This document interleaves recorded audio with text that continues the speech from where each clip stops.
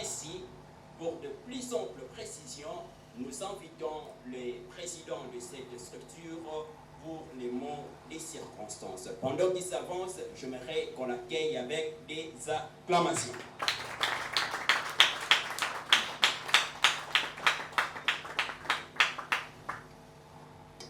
Bonjour, bonjour. Bonjour. Chers notables, excellentes autorités ici présentes, distingués invités à vos titres et qualités respectives, chers membres de la JSP, bonjour. Bonjour. C'est avec allégresse qu'à notre qualité de président national de cette structure, la JSP en sigle, Justice pour enfants, que je me tiens devant cette audience de marque pour vous expliquer en quelques lignes l'intérêt qu'on a sur le sujet qui est connu, les châtiments corporels dans les milieux scolaires, une mesure d'éducation ou une violation de la loi pénale. Mais à la première vue, lorsqu'on lit ces sujets, les communs des mortels ou la plupart de responsables des écoles pensent à tort que nous sommes en train de demander aux enfants de devenir têtus. Nous sommes en train d'encourager les enfants de faire les bavures, de faire recours à l'immoralité.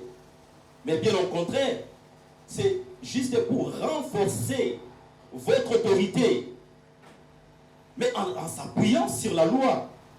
La loi existe pour tout le monde. Mais vous allez constater que nos enfants, ici chez nous, nous les appelons les pépinières des autorités de demain. C'est-à-dire que comme ils sont pépinières, ce sont eux qui vont nous remplacer. Ce sont eux qui vont assumer de relève. Mais on le fera comment?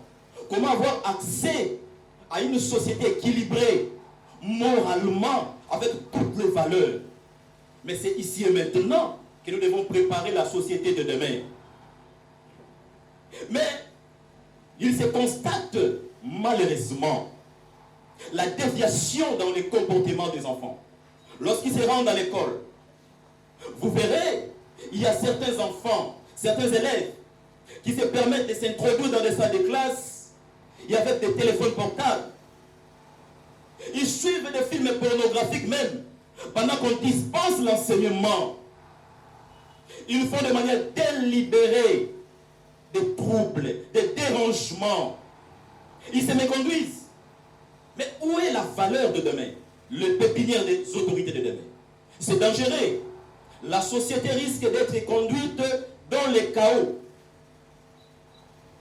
Mais autre chose, lorsqu'on fait remarquer malheureusement ces pauvres encadrés, lorsqu'ils font remarquer aux responsables, aux parents, aux tuteurs, le bavure de ces enfants, malheureusement, ce sont les mêmes parents que nous sommes qui encourageons les enfants.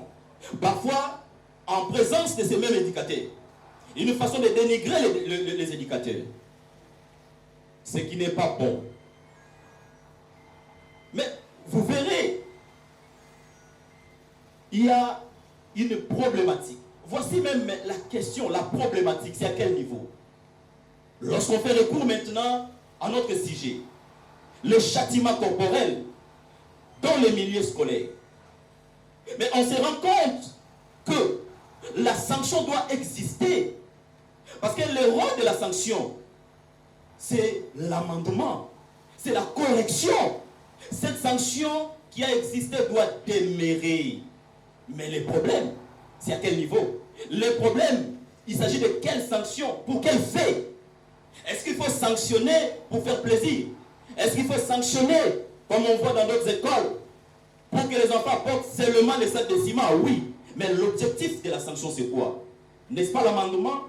Mais est-ce que nous, lorsque nous sanctionnons les enfants, les élèves, la finalité, c'est ça le problème, c'est ça la problématique, d'une part. Mais d'autre part, lorsque nous sanctionnons les enfants, vous verrez, il y a le code pénal qui a prévu les infractions et les peines. Entre autres, il y a ce qu'on appelle les coups et blessures.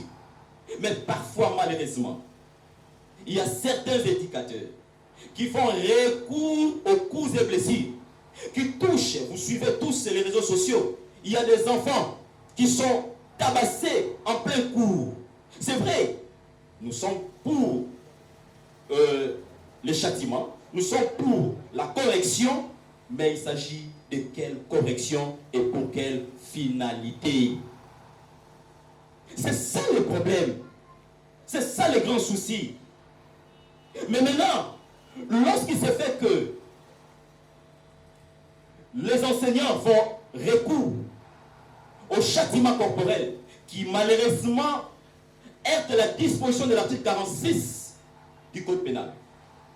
Il faut savoir une chose, qu'à ce jour, dans le milieu scolaire, il n'a jamais été dépénalisé l'infraction de coups et blessures. Et c'est-à-dire en d'autres termes, lorsque vous giflez un enfant, on vous poursuit par l'article 46. Puisque le législateur congolais, à ce jour, n'a pas dépénalisé. Mais est-ce qu'on va laisser les sanctions? Non. C'est ce qui fera l'objet du débat de tout à l'heure. Pour que nous puissions, dans la mesure du possible, comprendre ce qu'on doit faire. Mais, autre chose, en recourant aux coups et blessures, bien entendu, en violation de l'article 46, on se pose la question, est-ce pas une façon pour nous d'entraîner nos enfants à la violence? N'oubliez pas, les pédagogues, il y a un principe qui dit, l'enfant imite. Tout ce qui se fait à l'école, c'est pour l'éducation. Et l'enfant doit imiter. Lorsqu'il voit son instituteur faire recours au biceps, à la violence, pour lui, il dit, ok, le mode de règlement des conflits, c'est la violence. C'est pourquoi vous voyez les enfants avec les uniformes scolaires se battent sur la vie. Ce n'est que normal, par le principe de l'enfant imite. Nous devons tout faire pour que l'éducation que nous allons donner à nos enfants, même la sanction fait partie de l'éducation, mais il faudrait voir la finalité. C'est comme ça que vous trouvez aujourd'hui, devant les tribunaux pour enfants, ces mêmes enfants sont appelés SL, enfants en conflit avec la loi. Bien entendu, c'est parce qu'ils imitent ce que nous faisons en tant qu'instituteurs. L'enfant imite, c'est ça le principe pédagogique. Et donc, chers notables, excellents autorités ici présentes, distingués invités à vos titres et qualités respectifs, chers membres de la JSP, je ne peux pas mettre fin à cette allocution sans pour autant remercier tous ceux qui ont, de près ou de loin, contribué pour la réussite de cette activité. Mais par ailleurs, et de manière très particulière, nous remercions notre partenaire ici présent, la Société de gardiennage Force Pro Sécurité, dont nous vous convions ces services. Ainsi donc, tout en vous exhortant de bien suivre notre exposé et de bien participer au débat de tout à l'heure, je vous remercie.